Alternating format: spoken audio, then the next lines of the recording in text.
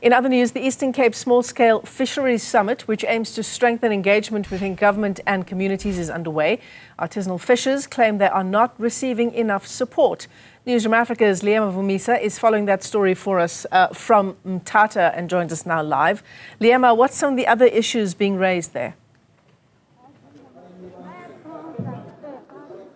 A very good afternoon to you, Michelle, and to Newzroom Afrika viewers. As my colleague Ndabezinhle shows you, these are live visuals coming from the Mthatha Stadium right here in the town of Mthatha, and that is where, of course, the summit is being held by the Department of Forestry, Fisheries and Environment. We're they're here then to accept and also listen to some of those grievances, the people of that particular sector who are the beneficiaries, and suppose then those could be the fishermen and also the fishers as they raise those grievances. Currently inside, Michelle, is exactly what is transpiring. The second phase of this program, in fact, the Deputy Minister in the department, alongside another Deputy Minister who also happens to be here as well, that is the Deputy Minister of Public Service and Administration, Mama Upinki Kekana, also representing that department, to all you descend here and come and listen to some of those grievances. But right now, Michelle, I just want to bring in some of the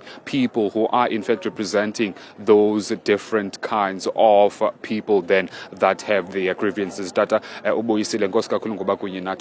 talk to us then about what are some of these grievances and complaints that you have, which you want to bring to the attention of the department. Thanks very much. I'm from Masifuni Development Trust.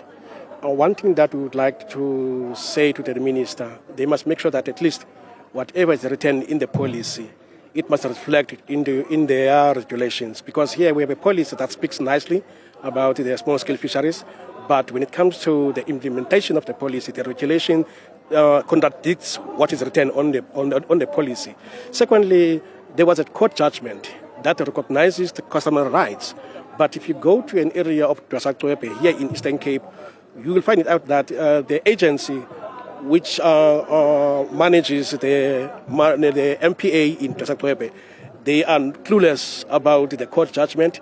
They don't recognize the customer rights. Hence, like, we are calling to the minister to say that at least if they can make it sure that at least the customer rights are being fully recognized and then they are accepted, because without those communities in these areas, they will not be able to make a living. Also, what we are saying is about time that the department, they do review. They must put up time frame as to when exactly they are to have the review of the Marine Living Resource Act of 1998, because that process, if we can review the MLRA, it will mean therefore that the challenges that we are facing today will deal with them in the Act. Currently, we are using a policy of 1998, which was passed 4 years after 1994, and then many things that are there are still like serving the interest of the few. So we are calling to the minister to say, let's have a time frame, let's have the review this year, not anymore waiting. And then also, lastly, on the issue of the harassment, people have been shot by the rangers here.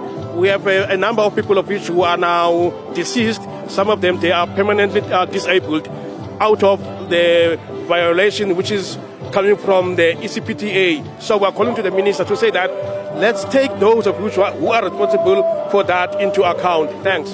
Thank you very much. Well, I should just say, Michelle, then, that we apologize for the sound if you can't seem, and the Newzroom Afrika viewers can't seem to hear us properly, as like I mentioned earlier on, the event is still happening. Right now I have the other gentleman right next to me who represents then Coastal Links right here in Eastern Cape to speak on behalf of some of the people as well.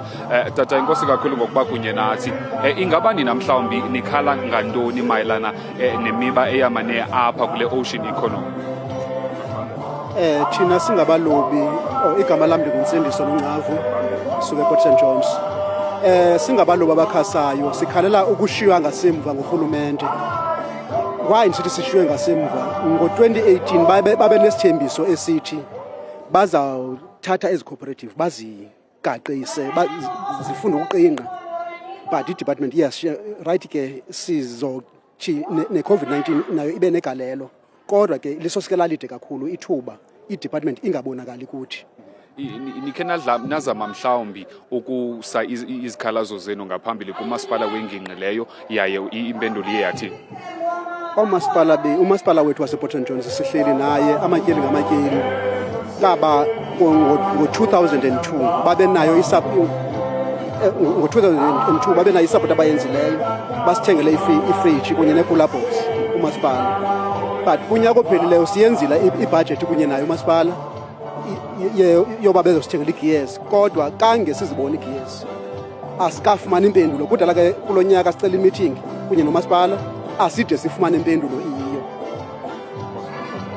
Thank you very much. Well, there you have it, Michelle. Those are some of the leadership then that represents the multitudes of people that have gathered here at the Mthatha Stadium. Of course, the gentleman we just spoke to telling us that, in fact, they've written numerous times and tried for several attempts to write to the Port St John's municipality requesting for gear, because earlier on, Michelle, we did in fact come across a group of gentlemen who say they are divers, but they need assistance from the department and thus are not then being assisted to that regard. The earlier gentleman we spoke to then also telling us there that the reason why they're here is because they want to advocate for the people that do not have a voice for themselves, as they say that, as a matter of fact, most of them even suffer from violence from the conservation people, then stating that they ought, the department rather ought then to listen to their grievances, as this is still continuing currently right here in Mthatha, Michelle.